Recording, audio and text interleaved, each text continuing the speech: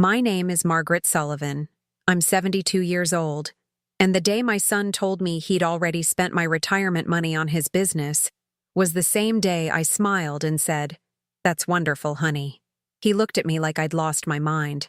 What he didn't know was that I had been recording every single conversation we'd had for the past 6 months, and the envelope I'd given him that morning contained something that would change everything. When he opened it 3 hours later, I watched through my kitchen window as his face went from confident to confused to absolutely white with terror. Because sometimes the best revenge isn't getting angry, it's being 10 steps ahead while everyone thinks you're 10 steps behind. Tell me in the comments what city or country you're watching from, and if this has ever happened to you or someone you know. And subscribe. I have so many more stories like this that you won't believe. Let me take you back to where this all started. 6 months before that envelope changed everything. I was sitting in my living room, the same floral couch I'd had for 20 years, when my son Derek walked in without knocking. He had this look on his face, the one he'd perfected since he was 16, half charm, half desperation. "Mom, we need to talk about your future," he said, sitting down without being invited. I remember thinking how strange it was that he suddenly cared about my future when he hadn't called me in 3 months. Derek pulled out his phone and started showing me numbers, graphs, things I didn't understand. He talked fast, the way salesmen do when they don't want you to think too hard. "Your retirement account, the one Dad left you, it's just sitting there doing nothing. I have this incredible investment opportunity through my company. Tech startup, can't lose. Triple your money in 2 years." I watched his lips move and remembered when those same lips used to ask me for bedtime stories, not my life savings. "How much are we talking about?" I asked him, knowing exactly how much was in that account. $340,000. Every penny my husband Carl had worked for during 43 years at the factory. Every overtime shift. Every Christmas bonus he'd saved instead of spent. Carl died 3 years ago, and that money was supposed to be my security, my safety net, the thing that would keep me from being a burden to anyone, including Derek. All of it, Mom.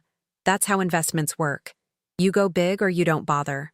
He leaned forward, his expensive cologne filling the space between us. I'd raised this boy on mac and cheese and dollar store clothes so he could go to college. Now he wore watches that cost more than my monthly expenses and drove a BMW he clearly couldn't afford. I've already talked to Uncle Jim and Aunt Patricia. They're in. Even Cousin Michelle put in 50 grand. This is family, Mom. We take care of each other. Something cold settled in my stomach. The way he said family made it sound like a transaction, not a bond. "Let me think about it, honey," I told him, using the soft voice I'd always used when he was upset as a child. His face tightened, just for a second, before the smile came back. "Sure, Mom, but don't think too long. This opportunity won't last forever. These spots are filling up fast." After he left, I sat there for an hour, not moving. The house was so quiet I could hear the refrigerator humming in the kitchen. I thought about Carl, about how he'd always told me, "Maggie, if something sounds too good to be true, it is." I thought about how Derek had said his family was already invested. If it was such a sure thing, why did he need my money too? And why had he looked so nervous when I said I needed time to think? That night, I couldn't sleep. I got up at 3 in the morning and went to Carl's office, the small room at the end of the hall that I'd left exactly as it was the day he died. His reading glasses were still on the desk. His calendar still showed March 2021. I opened his file cabinet, the one where he kept all our important papers, and I started reading.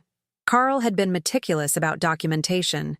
Every investment, every decision, every warning sign he'd ever noticed about anything financial. In the back of the bottom drawer, I found a folder labeled, "Derek, be careful." My hands shook as I opened it. Inside were printed emails, bank statements, and a letter Carl had written, but never sent. The letter was dated 6 months before he died. Derek called again asking for money, said it was for his business. I checked with Bill at the bank. Derek's company is underwater. He's borrowing from everyone. I want to help our son, but something isn't right. He's hiding something. I read every page in that folder. Credit card statements showing Derek maxed out on 5 different cards. A note from Carl about a phone call where Derek had asked for $50,000 for equipment that Carl later discovered never existed. Letters from collection agencies. My son, my only child, had been lying to his father for years. And Carl had known, but never told me. He was protecting me, probably hoping Derek would figure it out before it got worse. But it had gotten worse. I spent the next 3 days doing what Carl would have done. Research. I looked up Derek's company online. The website looked professional, but when I dug deeper, I found complaints, warnings, and reviews from angry clients. His tech startup had failed 2 years ago. Whatever he was doing now, it wasn't the success story he'd sold me. I called my nephew Tom, who works in finance, and asked him to look into investment opportunities like the one Derek described. Tom called me back within an hour.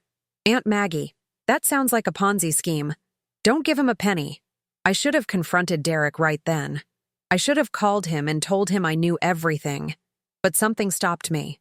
Maybe it was the mother in me, still hoping there was an explanation. Or maybe it was something else. A growing anger that I didn't quite recognize yet. I wanted to know exactly how far he was willing to go. I wanted to see the real Derek, not the son I'd imagined he was. So I did something I'd never done before. I went to an electronics store and bought a small recording device. The young man who helped me was probably my grandson's age. "This will pick up everything within 20 feet, he said, showing me how to hide it in a decorative box on my coffee table. Voice activated, 8 hours of memory. My grandma uses one to record her book club meetings." I smiled at him. This sweet boy who thought I wanted to remember conversations with friends. He had no idea I was preparing to document my own son's betrayal. Derek came back 3 days later, unannounced again. I had the recorder running. "So, Mom, have you thought about the investment?" He didn't even say hello, didn't ask how I was feeling. Just straight to business. I told him I was interested but needed to understand more. He spent 45 minutes painting this beautiful picture of financial freedom, of me never worrying about money again, of leaving a legacy for my grandchildren. Every word was smooth, practiced, perfect, and every word was recorded. "The thing is, Derek," I said carefully, "I'm 72 years old. What if something happens and I need that money for medical bills or—" He cut me off. "That's exactly why you need to grow it now, while you're healthy. Mom, you're going to live to be 90. Dad's family, they all lived forever. You have 20 years to enjoy this money, but only if you're smart about it now." He made it sound so reasonable. But I noticed things I'd never noticed before. The way his eyes didn't quite meet mine when he talked about guaranteed returns. The way his hand trembled slightly when I asked about the company's financial statements. The way he changed the subject when I mentioned wanting to talk to a lawyer first. "Lawyers will just charge you fees and slow everything down," he said quickly. "This is family business. We don't need outsiders involved." I told him I'd think about it over the weekend. His jaw clenched. "Mom, I told you, this window is closing. I have 3 other investors ready to take that spot if you're not interested." It was a threat disguised as urgency. I recognized it because I'd seen Derek use the same tactic when he was 17 and wanted to borrow the car. Create false scarcity, manufacture a crisis, make the other person feel like they're losing out. Back then, it was about a party. Now it was about my life savings. After he left, I played back the recording 3 times. Each time I heard something new. A pause that lasted too long. A phrase that sounded rehearsed. A moment where his voice got harder when I hesitated. This wasn't my son asking for help. This was a con artist working a mark. And the mark was his own mother. I sat there in Carl's chair and cried for the first time since the funeral. Not because I was losing money, but because I was losing the son I thought I knew. The next morning, I called Derek and told him I was ready to invest. His voice exploded with excitement. "Mom, you won't regret this. I'll come over tomorrow with the paperwork. This is going to change your life." I could hear the relief in his voice, the tension draining. He'd won, or so he thought. What Derek didn't know was that I'd spent the entire night talking to Tom, my nephew the finance expert, and to a lawyer Tom recommended. A lawyer who specialized in elder financial abuse. The lawyer's name was Patricia Morgan. She was about 50, sharp-eyed, and she didn't waste time with sympathy. Mrs. Sullivan, based on what you've told me and what your nephew found, your son is definitely running some kind of scheme. The question is, do you want to stop him before he takes your money? Or do you want to let him take it and then prosecute? I'd expected her to tell me to refuse Derek immediately. Instead, she gave me a choice that changed everything. What do you mean, let him take it? I asked, my voice shaking. Patricia leaned forward. If you refuse now, he'll just find another target. Maybe an elderly friend of yours. Maybe another family member. But if you document everything, every promise, every lie, every forged signature if it comes to that, we can build a case that will not only get your money back, but stop him from doing this to anyone else. She paused. It's risky. It means playing along. It means watching him steal from you while you gather evidence. Can you do that? I thought about Carl's folder, about the warning he'd tried to give me. I thought about Aunt Patricia and Uncle Jim, who Derek claimed had already invested. Were they victims too? Or were they part of the con? I thought about all the elderly people in my church, my neighbors, the friends I'd known for 40 years. If Derek was desperate enough to steal from his own mother, who else would he target when I turned him down? I can do it, I told Patricia, but I need your help. She smiled then, the first real warmth I'd seen from her. I've been doing this for 20 years, Mrs. Sullivan. We're going to document every single thing he does, and then we're going to make sure he never does it to anyone else. We spent the next 2 hours planning. Patricia explained how the recorder I'd bought was perfect, but I'd need more. Security cameras, financial tracking, copies of every document. She'd need me to create a paper trail that was absolutely ironclad. The hard part, she said, is that you'll have to pretend everything is normal. You'll have to hug him, thank him, treat him like the son you want him to be, all while knowing he's stealing from you. That night, I installed 2 small cameras in my living room. They looked like smoke detectors. Derek would never notice. I opened a separate email account that he didn't know about and started forwarding everything to Patricia. I created a detailed log of every conversation, every phone call, every text message. I became a detective investigating my own son. And it hurt more than anything I'd ever done. Derek came over the next day with a folder full of papers. I watched him spread them across my dining room table, the same table where I'd helped him with homework, where we'd eaten thousands of meals together. Okay, Mom, this is the investment agreement. You're putting in the full amount, $340,000, and the return is guaranteed at 200% over 24 months. That's $680,000 profit. You'll be set for life. I picked up the papers with shaking hands. They looked official, full of legal language I didn't understand. But I noticed things. The company name wasn't the same one he'd mentioned before. The address was a UPS store. There was no mention of risk, no disclaimer, nothing that looked like the investment documents Tom had shown me from legitimate companies. Where do I sign? I asked, my voice small and elderly, exactly what Derek expected to hear. He pointed to 3 different places. I picked up my pen and then stopped. Derek, honey, I just want to make sure. This is safe, right? I won't lose Carl's money? He put his hand over mine, and for a moment, he looked like my little boy again. Mom, I promise you, this is absolutely safe. I'd never let anything happen to you. You're my mother. I love you. I signed the papers. Each signature felt like a betrayal of Carl's memory, but I knew what I was doing. I was building a case. Derek took the signed documents and pulled out another form. Now, I just need you to authorize the transfer from your retirement account. Once you sign this, I can move the money into the investment within 48 hours. That fast? I asked. He nodded enthusiastically. That's the beauty of it, Mom. We're moving quickly because the opportunity is time-sensitive. The longer we wait, the less return we get. I signed that, too.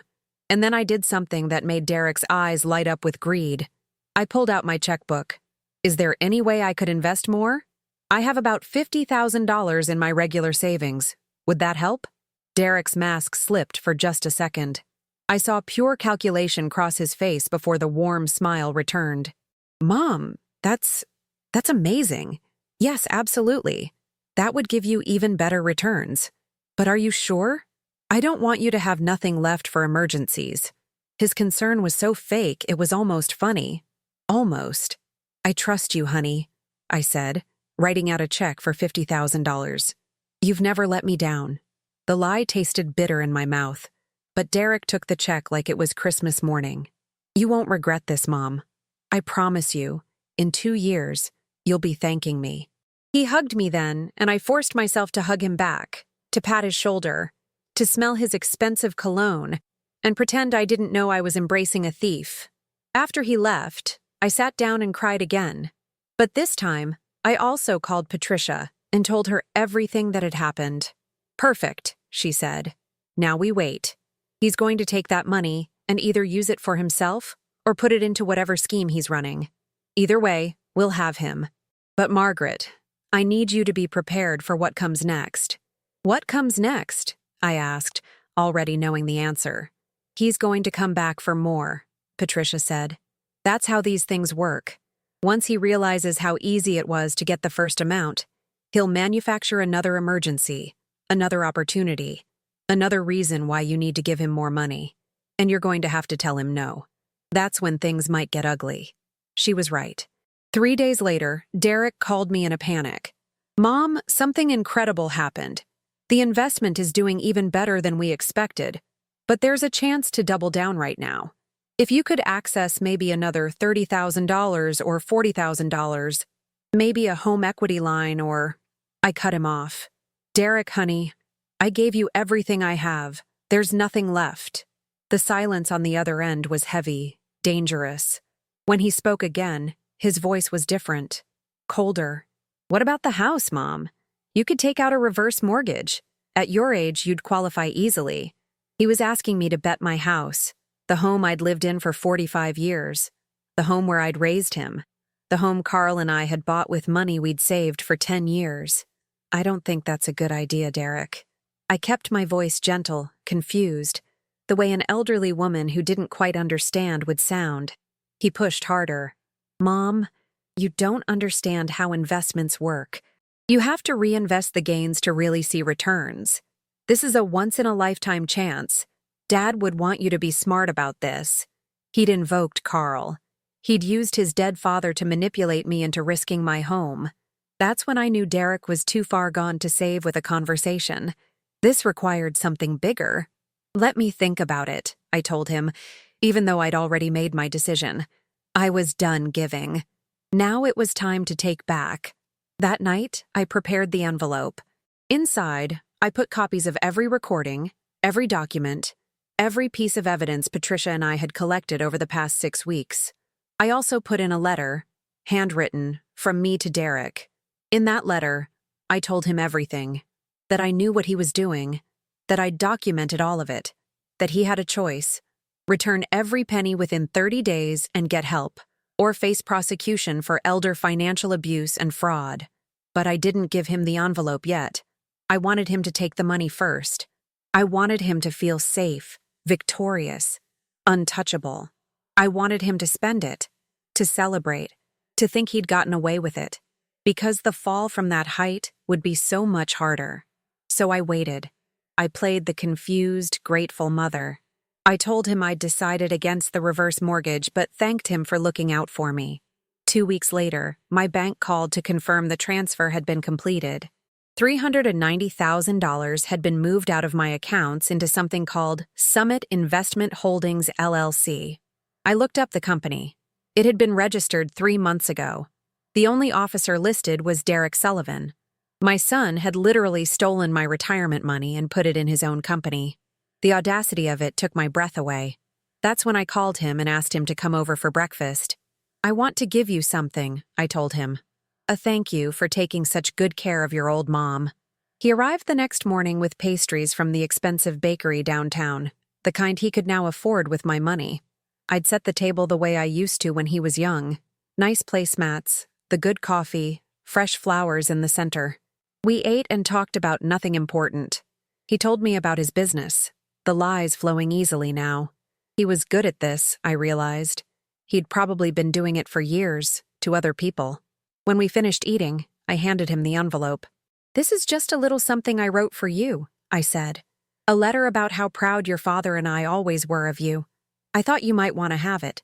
Derek smiled, that charming smile that had once melted my heart, and tucked the envelope into his jacket pocket without opening it.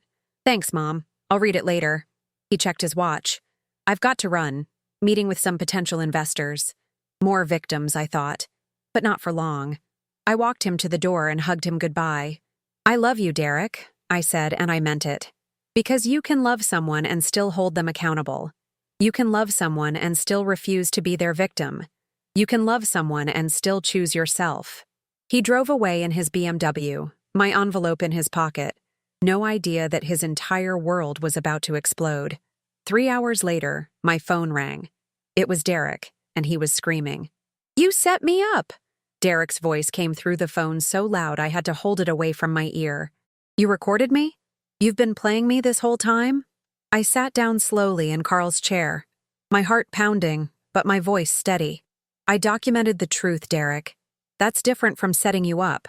Setting you up would mean I tricked you into doing something wrong. You did that all by yourself. You don't understand, Mom. That money, I needed it. The business, I have debts. People are threatening me." His voice cracked, and for a moment he sounded like the little boy who used to confess to breaking windows or lying about homework. But this wasn't a broken window. This was my entire future he'd stolen. "So, your solution was to steal from your mother? To forge documents and lie to my face?" The line went quiet except for his heavy breathing. When he spoke again, the fear was replaced by something uglier. "You think you're so smart, don't you? Getting a lawyer, recording me like I'm some criminal? I'm your son. Family doesn't do this to family." The irony was so thick I almost laughed. "You're right, Derek. Family doesn't do this to family. So what does that make you?" He hung up. I sat there holding the dead phone, my hands shaking now that the confrontation was real. For weeks I'd been preparing for this moment, but nothing quite prepared you for hearing your own child turn on you with such venom. The phone rang again immediately. This time it was Patricia. "He called you?" she asked. "He's furious," I said. "Good. Fury makes people sloppy. Now we wait and see what he does next."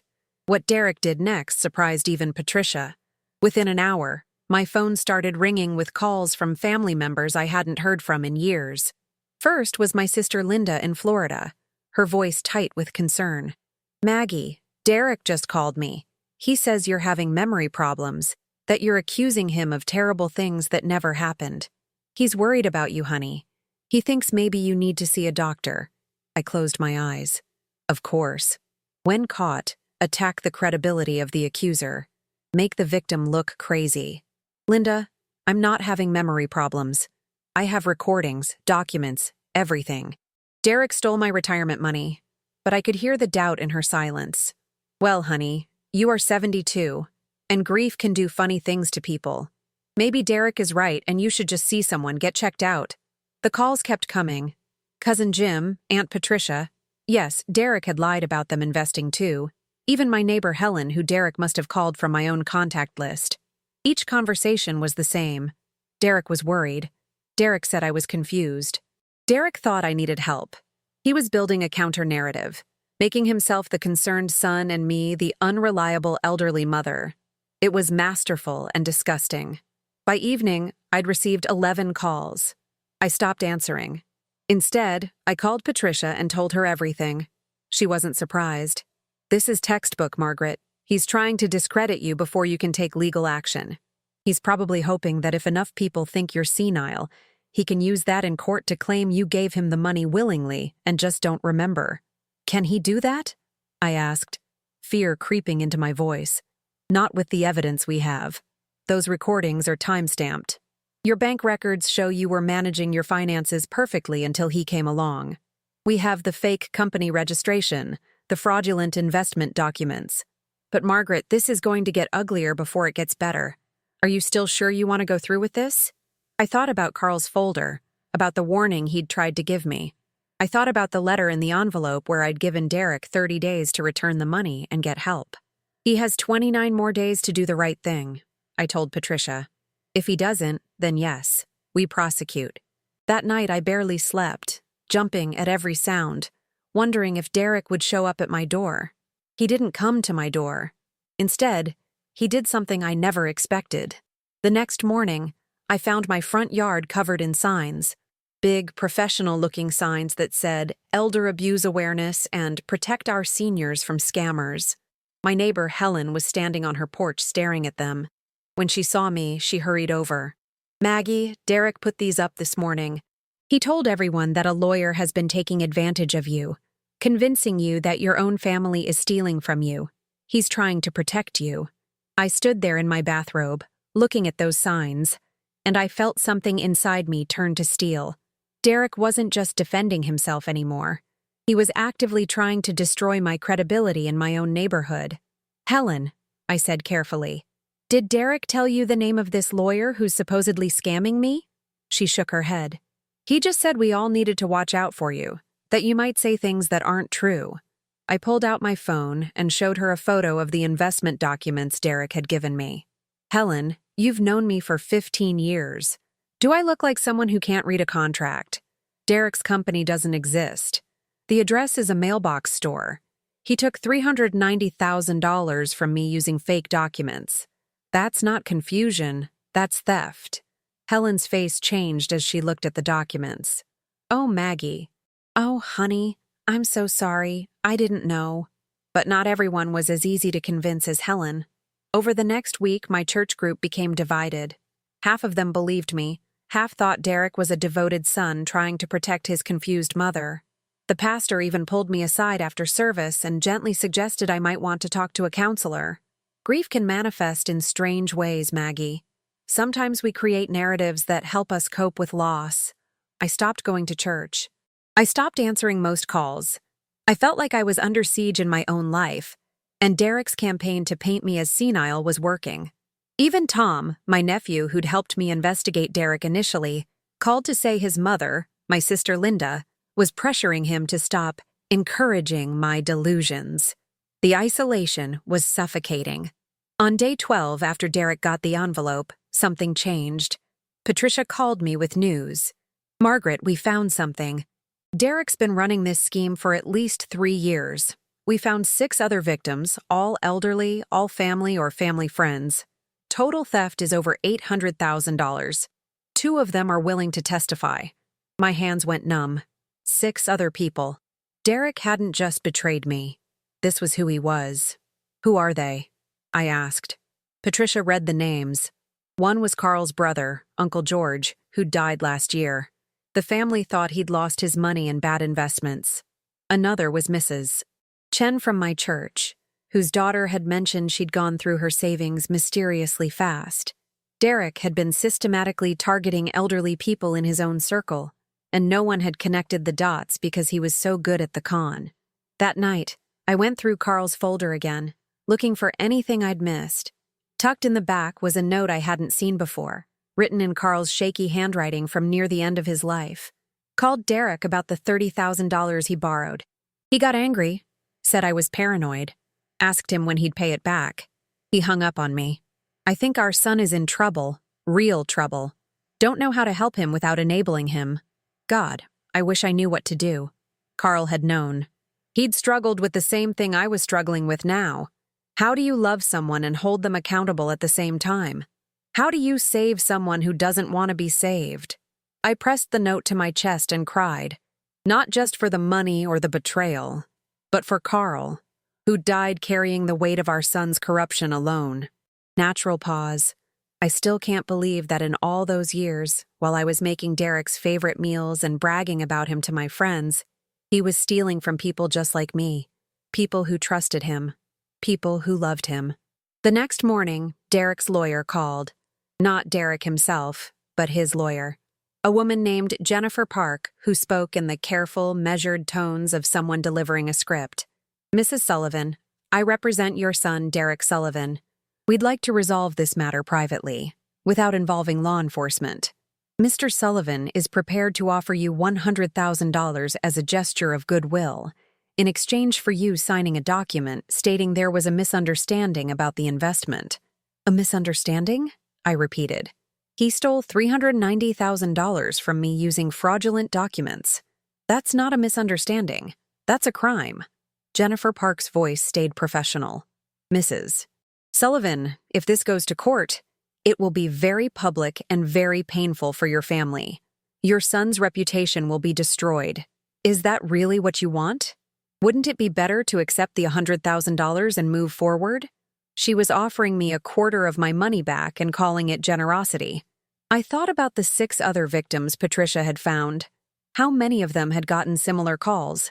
How many had taken the settlement out of shame or exhaustion? Ms. Park, you can tell Derek that he has 18 more days to return all $390,000 plus interest, or I'm filing charges. There will be no settlement. Mrs. Sullivan, please reconsider. Your son has a family, a young daughter. Do you really want to put your granddaughter through seeing her father prosecuted? And there it was. The emotional hostage-taking. Use the child as a shield. I did have a granddaughter, Emma, who was 7 years old.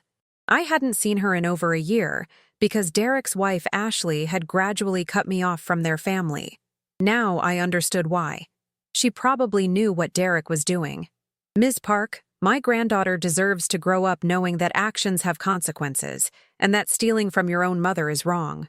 Maybe watching her father face justice will teach her more than watching him get away with it. I hung up before she could respond. My hands were shaking so badly I had to sit down. Using Emma against me was low even for Derek. That afternoon, Derek showed up at my house. I watched through the window as he parked and sat in his car for 5 minutes, preparing himself.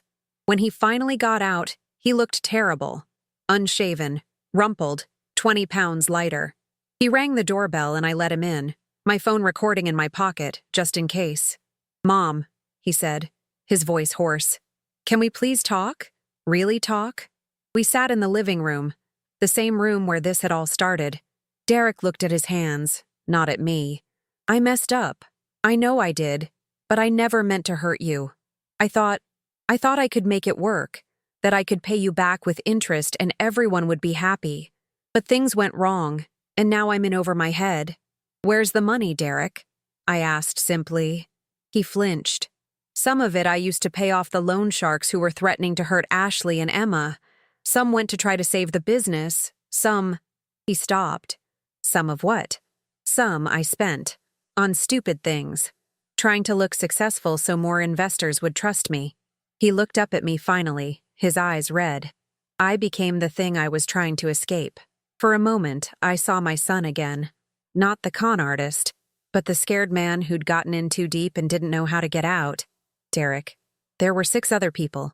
Uncle George, Mrs. Chen, people who trusted you. This wasn't just about your debts. This became who you are." He started crying then, real tears, his shoulders shaking.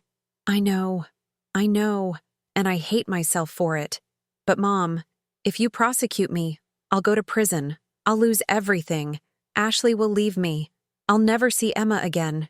You should have thought about that before you stole from your own mother, I said, but my voice cracked. Patricia had warned me about this moment, when Derek would break down and appeal to the mother in me instead of the victim. "You can still fix this. Return the money. All of it. Get help. Real help. Not just promises." Derek wiped his face. "I can't return it all. It's gone. Most of it. I could maybe get $150,000 together if I sell everything, mortgage the house, drain Ashley's accounts. But that's it." He was negotiating, I realized. Still trying to get away with keeping $240,000 of my money. Still trying to minimize the consequences. The scared son had shifted back into con artist mode without even realizing it. "That's not enough, Derek." I stood up. "You have 12 more days. $390,000, or I go to the police and give them everything. The recordings, the fake documents, the names of the other victims, all of it." He stood too, the fear in his eyes turning to anger again. "You'd really do it? You'd really put your own son in prison? You really stole from your own mother?" I shot back. "Don't make me the villain in a story where you're the thief." He left without another word, slamming the door so hard a picture fell off the wall. It was the photo of Derek's graduation, him in his cap and gown, Carl and me on either side, all of us smiling. The glass cracked right down the middle, splitting our family in two. Natural pause. Sometimes I wonder if there was a moment I could have stopped all this. A conversation I should have had. A warning sign I should have seen. But then I remember that Derek made his choices long before I made mine. Patricia called me that evening. Margaret, Derek's lawyer, contacted me. They're preparing a defense strategy based on claiming you have dementia and that you gave him the money willingly as a gift. They're going to fight this. My stomach dropped. Can they win? Not if we move first. We need to file charges now, before they can build that narrative. Once it's official, once there's a criminal investigation, the evidence speaks for itself. But Derek still has 8 days, I said. I gave him 30 days to make this right. Patricia was quiet for a moment. Margaret, he's not going to make it right. He's going to use those 8 days to hide assets, create false documents, and build a case against you. We need to act now. She was right, and I knew it. Derek had already shown he wasn't going to return the money. He was just buying time. Okay, I said finally. File the charges. As I said it, I felt something break inside me. This wasn't just about money anymore. This was me officially declaring that my son was a criminal, that I was choosing justice over motherhood, that the family Carl and I had built was truly, finally broken beyond repair. The next morning, Patricia and I went to the police station. Detective Marcus Williams took our statement, reviewed our evidence, and his expression grew darker with each document. Mrs. Sullivan, this is one of the most well-documented elder abuse cases I've ever seen. Your son is going to prison for this. The finality of those words made my knees weak. Patricia had to help me to a chair. How long? I asked. How long would he be in prison? Detective Williams checked his notes. With 6 victims and nearly $900,000 in total theft? We're looking at minimum 7 to 10 years, possibly more. This is a federal crime, wire fraud, elder abuse, financial exploitation. The DA is going to want to make an example of this. 7 to 10 years. Derek would be nearly 50 when he got out. Emma would be a teenager who barely remembered him. Ashley would definitely leave him. His entire life would be destroyed. And I would be the one who did it. I need a minute, I told them, and I walked outside into the cold morning air. I called the only person who would understand. Tom, it's Aunt Maggie. I'm about to file charges against Derek. Official charges. And I need you to tell me I'm doing the right thing. Tom was quiet for a long moment. Aunt Maggie, do you remember when I was 16 and I stole $200 from my dad's wallet to buy concert tickets? You know what Uncle Carl did? No, what? He made me go to the store where I bought the tickets, return them, and explain to the manager exactly what I'd done. It was the most humiliating moment of my life. But you know what? I never stole again. Not even a penny. Because I learned that actions have consequences. Tom's voice got softer. Derek never learned that lesson. And now the price is higher. But Aunt Maggie, that's not your fault. That's his. I went back inside. Detective Williams, I'm ready to file the formal complaint. He handed me the paperwork and I signed, each signature feeling like a nail in Derek's coffin. But Tom was right. Derek had made his choices. I was just refusing to be his victim anymore. Within hours, Derek was arrested. I wasn't there, but Patricia told me what happened. They picked him up at his office, in front of his employees and clients. Ashley called me that night, screaming, "You destroyed him. You destroyed our family. How could you do this to Emma?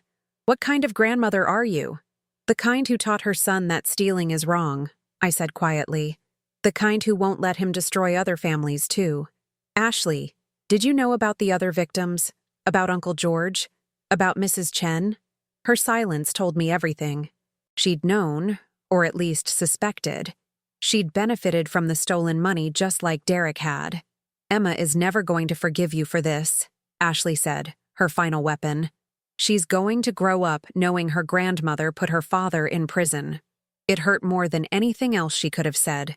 But I thought about Emma, about what kind of person she'd become if she watched her father steal and get away with it. "I hope someday she understands," I said.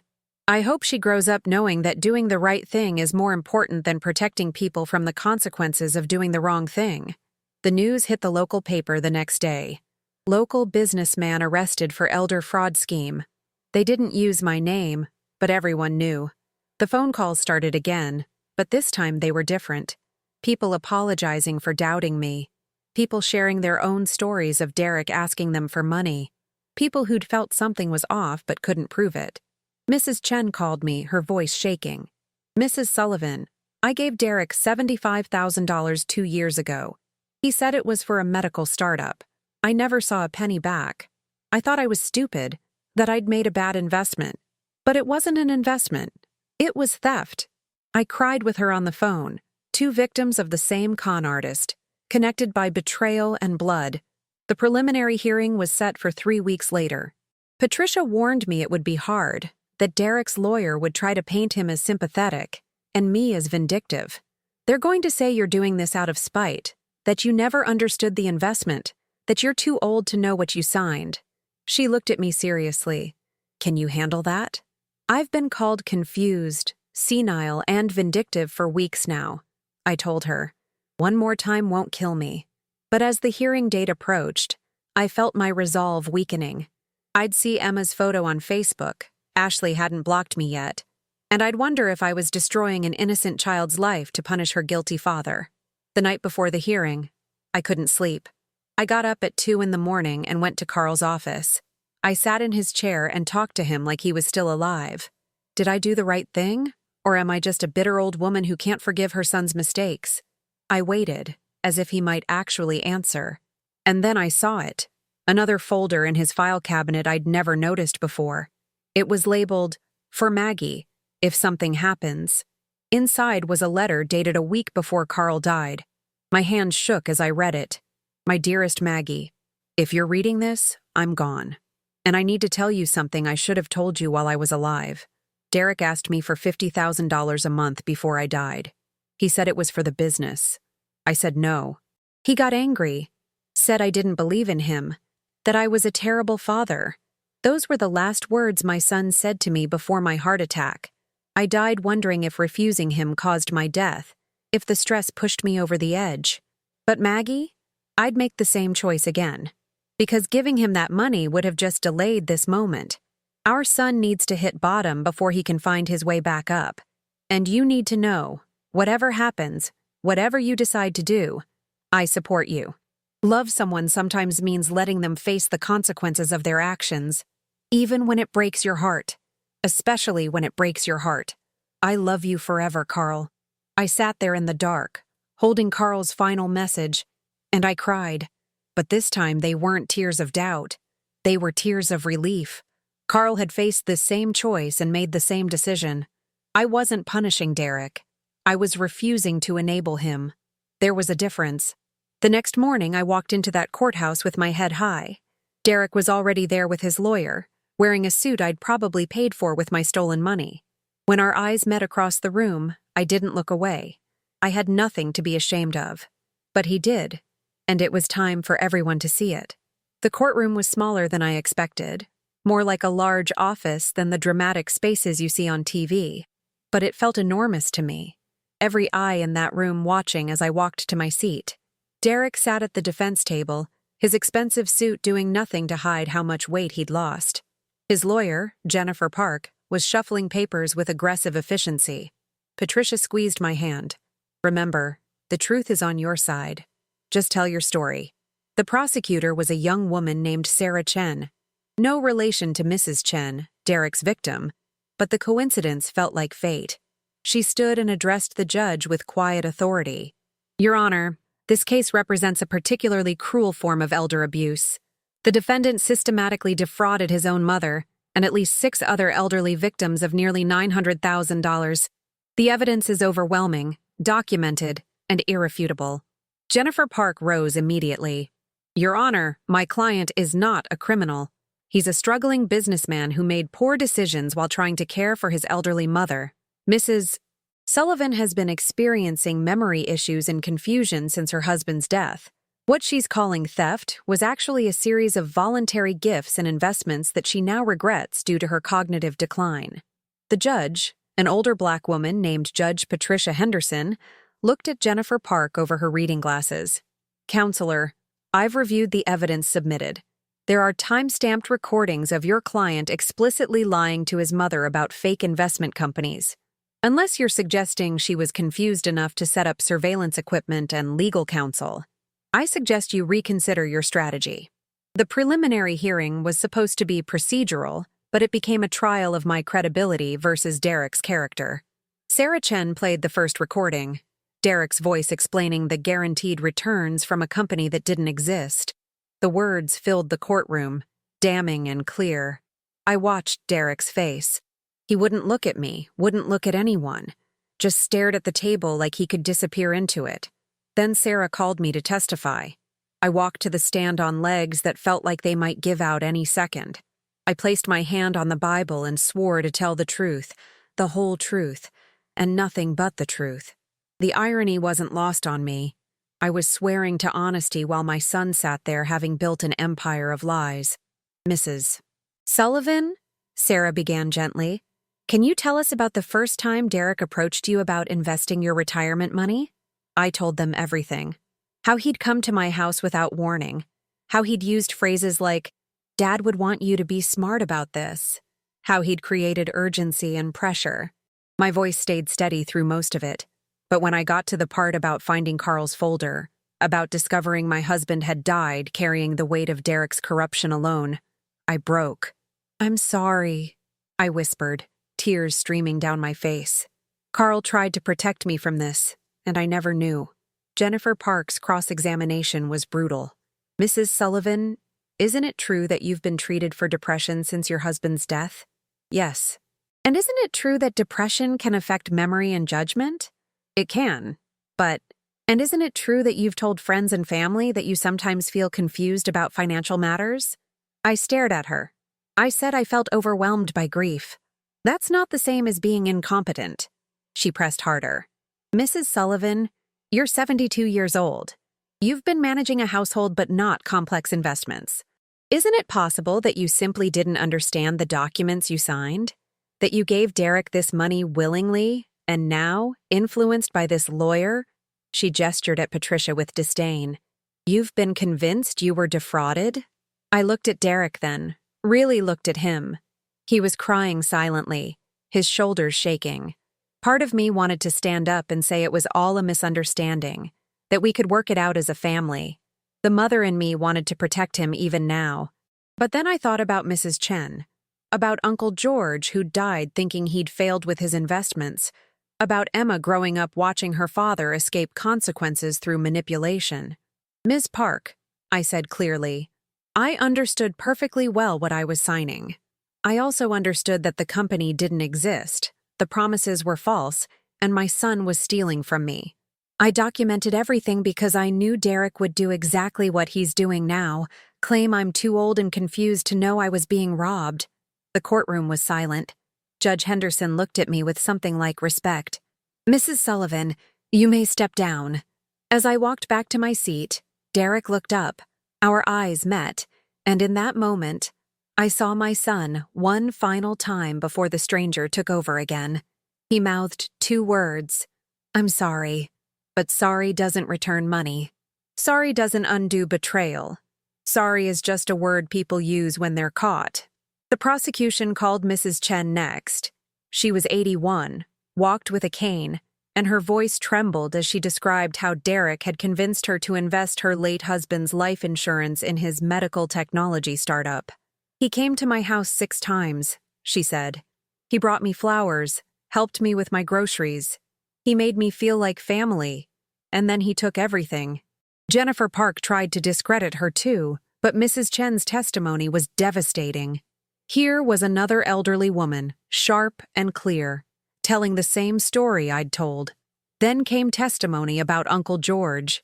Since he'd passed away, they couldn't call him to testify, but they had his daughter, my niece Rebecca. My father died thinking he'd failed, Rebecca said, her voice breaking. He'd given Derek $120,000 for what he thought was a real estate investment. When the returns never came, Dad blamed himself. He got depressed, stopped eating properly.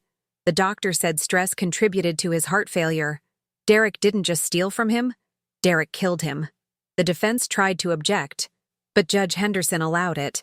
"The emotional impact of financial fraud on elderly victims is well documented," she said. "This testimony stands." Derek looked like he might be sick. Maybe hearing what he'd done in stark public terms was finally breaking through his justifications. Or maybe he was just scared of prison. The hearing lasted 3 hours. At the end, Judge Henderson delivered her ruling. "I'm binding this case over for trial. However, given the overwhelming evidence and the defendant's clear flight risk, he's already attempting to hide assets, bail is set at $500,000. Cash only." Derek's face went white. There was no way he could raise that amount. He'd spent it all. "Additionally," Judge Henderson continued, "I'm issuing a preliminary order freezing all of the defendant's assets pending trial and restitution." They took Derek back to jail in handcuffs. He looked at me one last time as they led him away, and I felt something final settle in my chest. That was my son disappearing through that door. But the man I'd raised, the boy Carl and I had loved and sacrificed for, he'd disappeared long before this moment. I'd just been too blind to see it. Outside the courthouse, reporters swarmed us. Patricia handled them while I stood frozen, trying to process what had just happened. One reporter pushed through and got close enough to ask, "Mrs. Sullivan, how does it feel to put your own son in jail?" I looked directly into her camera. "It feels like the hardest thing I've ever done, but letting him keep victimizing people would have been worse." The story went viral. By that evening, I was on the local news. By the next morning, national outlets were calling, "Brave mother stops son's elder fraud scheme." The attention was overwhelming and unwanted. I wasn't brave. I was just tired of being a victim. Patricia's phone rang constantly with other potential victims coming forward. Derek's scheme had been even bigger than we'd thought. 23 victims total. Over $1.4 million stolen. 3 weeks later, Derek's lawyer called with a plea deal offer. Derek would plead guilty to all charges, accept 10 years in federal prison, and make full restitution to all victims. In exchange, several of the most serious charges would be dropped, reducing his maximum sentence from 25 years to 12. "He'll be eligible for parole in 7 years, Patricia explained, "and you'll get your money back. He's liquidating everything." "Everything meaning what?" I asked. "His house, his car, his investment accounts, Ashley's jewelry, their savings. It comes to about $890,000 total. Split among all victims proportionally, you'll get back approximately $240,000. Less than what he'd stolen from me, but more than nothing. And the other victims? They'll get their share too. It's not everything, but it's something." I thought about it for 2 days. 10 years meant Derek would miss Emma's entire childhood. She was 7 now. She'd be 17 when he got out. He'd miss every birthday, every Christmas, every school play and graduation. Ashley had already filed for divorce and moved back to her parents' house with Emma. She'd blocked my number and told mutual friends I was dead to her. But I also thought about Rebecca's words, that Derek's theft had contributed to Uncle George's death, about Mrs. Chen, who'd had to move in with her daughter because she could no longer afford her apartment, about the 20 other victims whose names I was just learning, whose lives Derek had damaged or destroyed. 10 years seemed like both too much and not enough.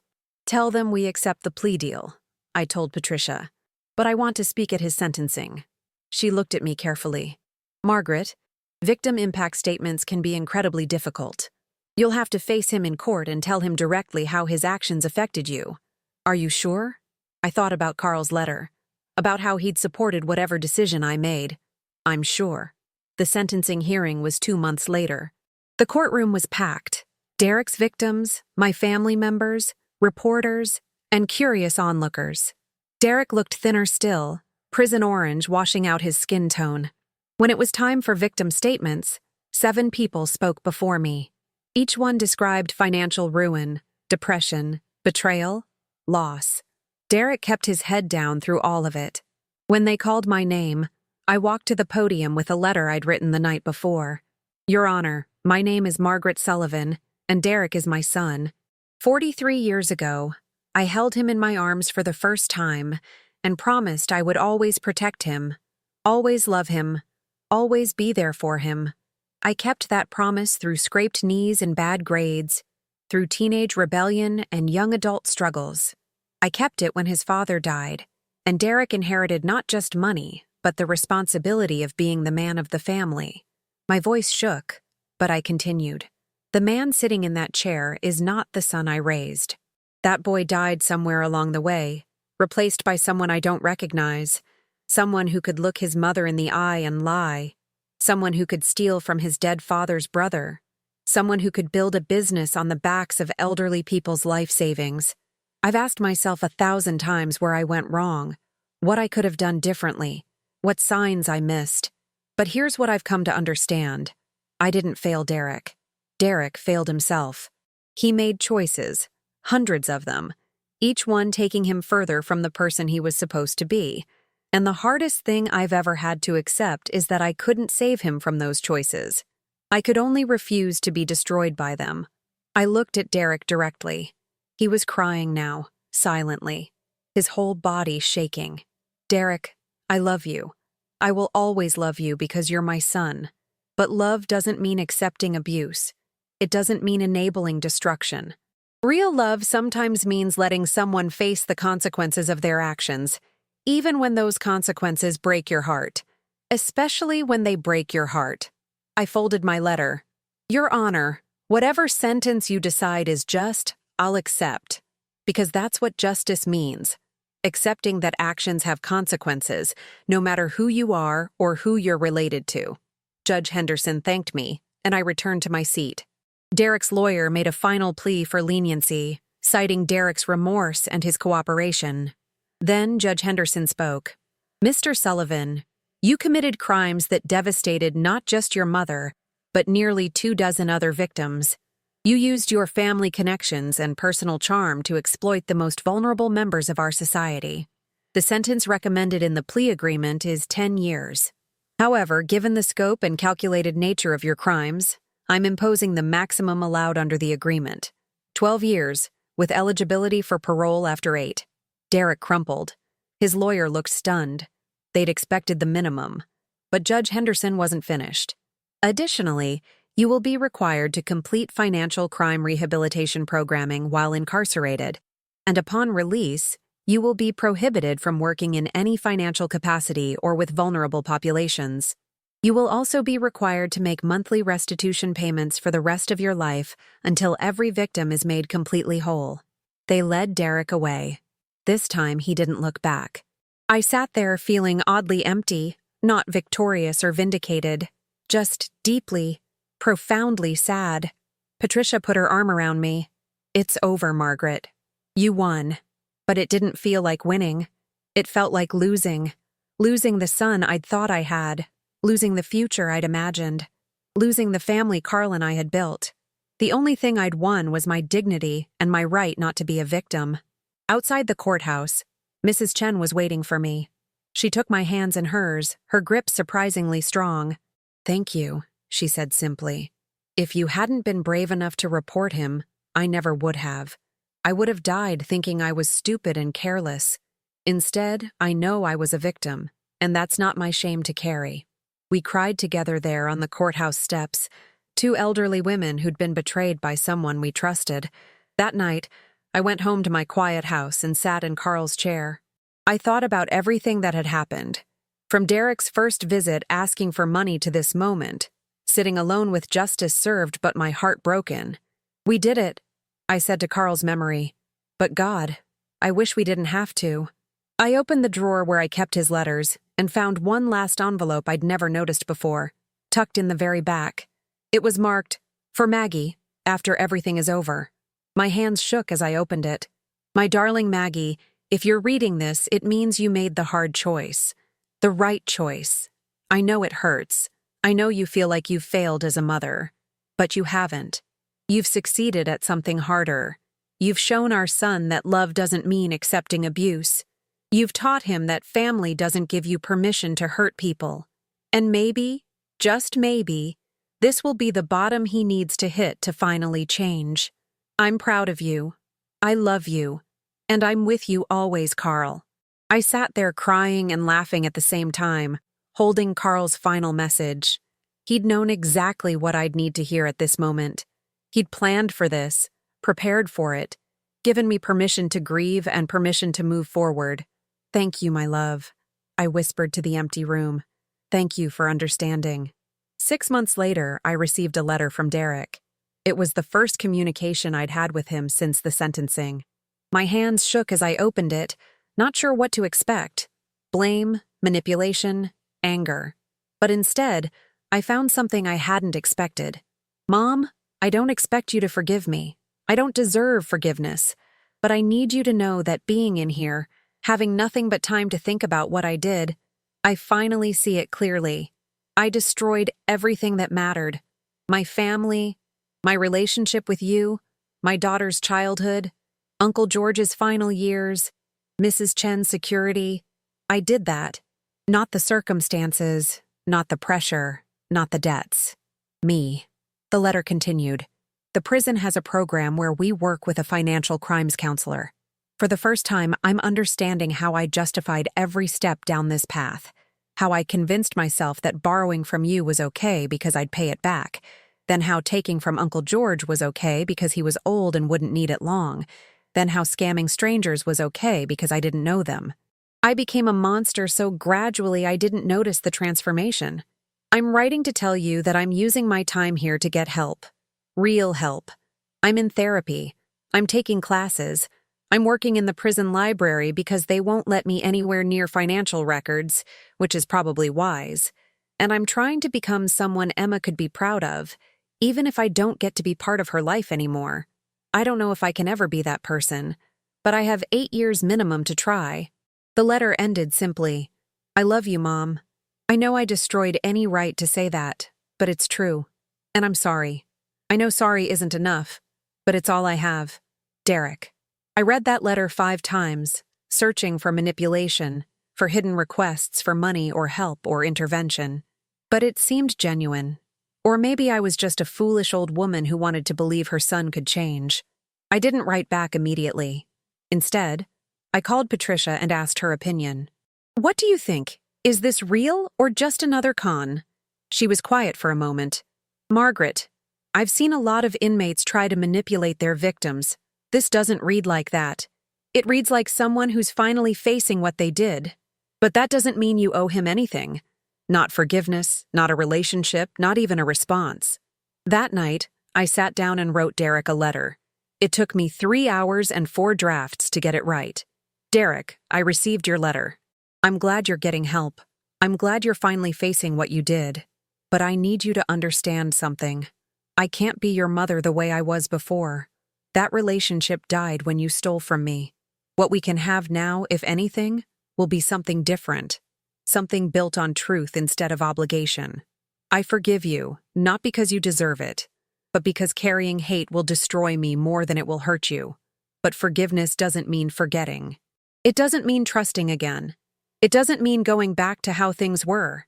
It means I'm choosing to let go of the anger so I can move forward with my life. You need to move forward with yours. Get better. Become someone Emma can be proud of. Become someone you can be proud of. But do it for yourself, not for me. I ended the letter with something Carl used to say. Actions have consequences, but consequences can also be teachers. Learn from this. Let it change you. And maybe someday you'll be the man your father and I always believed you could be. Until then, I'll be here, living my life, taking care of myself, and hoping you find your way. Mom, that's my story. It's been 2 years since Derek went to prison. I got back $240,000 of my retirement money. It's not everything, but it's enough. Emma is 9 now, and Ashley finally let me see her for Christmas last year. One awkward afternoon where Emma asked why Grandma sent her daddy to jail. I told her the truth in age-appropriate words. Sometimes people we love make choices that hurt others. And when that happens, we have to choose what's right over what's easy. I don't know if she understood, but she hugged me goodbye, and that felt like a start. Derek will be eligible for parole in 6 more years. I don't know if I'll attend that hearing. I don't know if we'll ever have a real relationship again. What I do know is that I made the right choice. I protected myself and others, even when it broke my heart. Because that's what love sometimes requires, not protecting people from consequences, but refusing to enable their destruction. Would you have done the same? Could you have turned in your own child? Leave me a comment telling me what you think, and if this story meant something to you, give it a like and subscribe. I have so many more stories to share about life, family, and the hard choices we all face. Thank you for listening to mine.